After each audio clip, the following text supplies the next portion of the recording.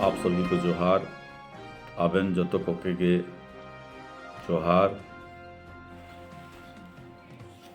मैं कुछ विशेष निवेदन करने, विशेष करके समाज के बुद्धिजीवी एवं आज के युवा पीढ़ियों के समक्ष कुछ निवेदन करने के लिए उपस्थित हुआ हूँ।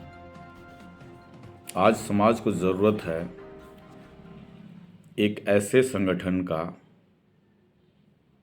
वो संगठन जो बहुत ही मजबूती लिए हो और जिसका बुनियाद एक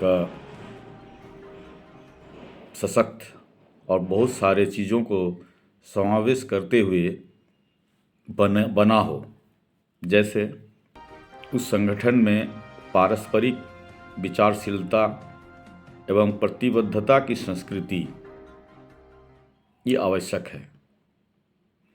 समाधानजनक एवं प्रोत्साहनपरक कार्य परिवेश होना चाहिए,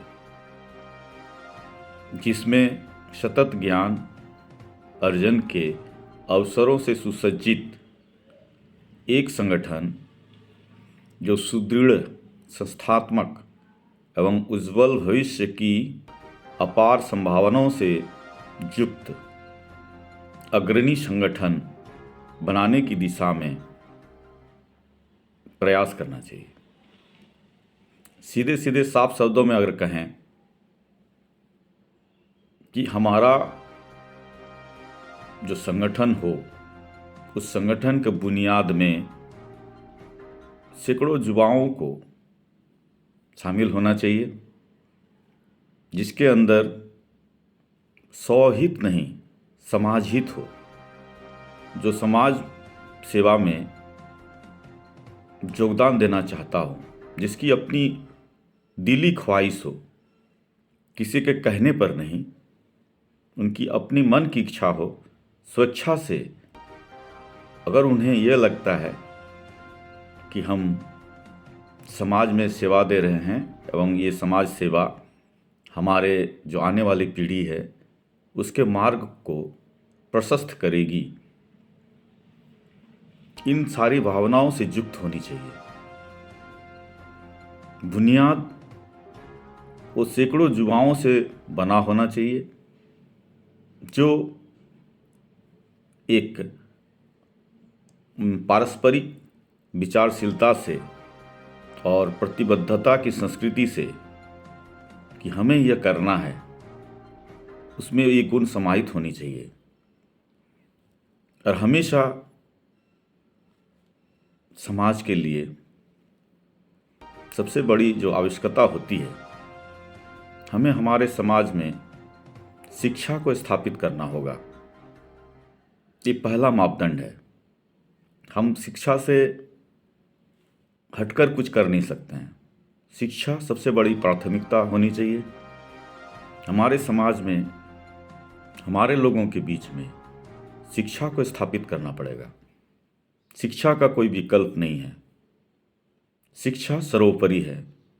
तो पहला मापदंड, हमारे जो सैकड़ों युवा इस संगठन से जुड़ेंगे या संगठन का निर्माण होगा, उनका पहला ध्येय या पहला जो प्रतिबद्धता है वो है शिक्षा। शिक्षा को हम प्राथमिकता के तौर पर रखेंगे। इसके बाद हम आएंगे हमारे समाज के लिए अनुशासन पर आते हैं। अनुशासन ये एक बहुत बड़ी बात होती है। अब हम उस अनुशासन को समाज में कैसे स्थापित करें, ये एक विषय है।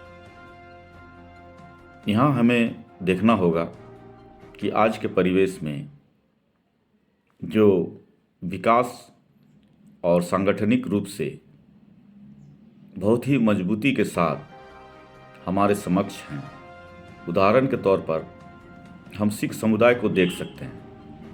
सिख समुदाय जिसका जन्म बस महज 550 साल की है और आज वे बहुत ही स्थापित हैं और बहुत ही मजबूती के साथ अपना अस्तित्व को संभाले हुए हैं। और हमारा समाज कई हजार वर्ष या बहुत ही पुरानी है। हमारे में वो सारा गुण था पर आज नहीं है, क्योंकि हमने अपने विरासत में मिले हुए उन सभी गुणों को त्याग कर चुके हैं। पर अभी हमें शिक्षा लेना पड़ेगा। हमारा ही शिक्षा था जो अन्यों ने ग्रहण किया और अपने को आज संगठित किया। तो मैं सिख समुदाय के या क्रिश्चियन समुदाय के या मुसलमान समुदाय के बारे में या क्रिश्चियन समुदाय के बारे में थोड़ा बोलना चाहता हूँ। ये सभी अभी हम जब पंजाबी की बात करते हैं, सिख समुदाय की बात करते हैं, तो उनका समाज संचालित होता है एक गुरुद्वारा से। और हर जगह जगह गुरुद्वारा है और उस गुरुद्वारा में उनकी एक संख्या सुनिश्चित होती है।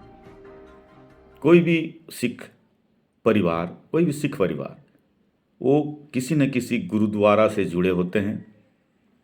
और एक गुरुद्वारा का कार्य होता है कि उस गुरुद्वारा में जुड़े हुए जितने भी सिख परिवार होते हैं उनका वे पूरा का पूरा ब्यौरा रखते हैं। उनके नाम, उनके कितने सदस्य या अभी जो भी जानकारी है, उनकी शिक्षा, सारी ये जो आंकड़े हैं